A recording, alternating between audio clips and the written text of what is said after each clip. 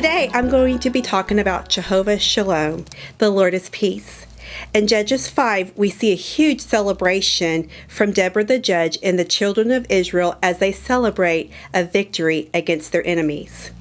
And at the very last sentence of the chapter, it says, "Then there was peace in the land for 40 years." Then right at the beginning of Judges 6, we read, "The Israelites did what was evil in the Lord's sight, and he handed them over to the Mennonites." The Bible says the Mennonites were very cruel. They would take the Hebrews' livestock and their wheat, and so they had no source of food. So the children of Israel were starving to death. So they literally ran to the hills, the mountains, caves, or any fortified land that they could find to hide away from the cruel Mennonites. The children of Israel finally cried out after 7 years. And so at this time, we see the angel of the Lord appear in the story. He was chilling out underneath this huge tree, watching Gideon threshing for wheat, and then hiding the wheat underneath a wine press so the Mennonites could not find it and steal his food source. The Lord then speaks to Gideon and says, "Mighty hero, the Lord is with you." Just in that statement, we could just rest on that for a long time, but I won't digress. But Gideon's response was very typical even for me. He says, well, if God is with us, then why are we being pounded by the Mennonites? He rescued us from Egypt, left us here, and abandoned us. And then the Lord responds to Gideon says, "I'm going to send you." Again, Gideon's response was very typical.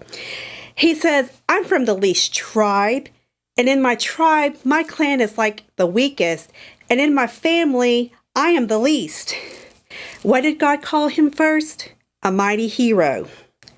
So at this time, he and the Lord are just dialoguing along, and God just showed him some amazing things, which I'm excited that you will be able to read in your passage in Judges. But then all of a sudden, Gideon's eyes were open, and he just said, "I am so doomed. I have seen God." And then God responds by saying, "It is all right," the Lord replied. "Do not be afraid. You will not die." And Gideon built an altar to the Lord there and named it Yahweh-Shalom, which means the Lord is peace. That night, the Lord came to Gideon again, and he tells Gideon, "I want you to go out into your father's land and tear down the idols of Baal." So Gideon obeyed, and he tore down the idols of Baal. And then God asked him, "After you tear it down, I want you to build an altar to me and sacrifice some bulls." And so that's exactly what Gideon did.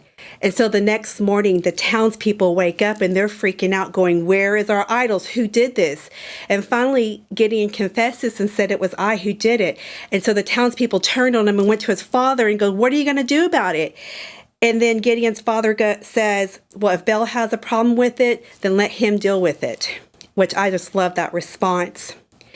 You see, the children of Israel use these idols for protection and for peace against their enemies.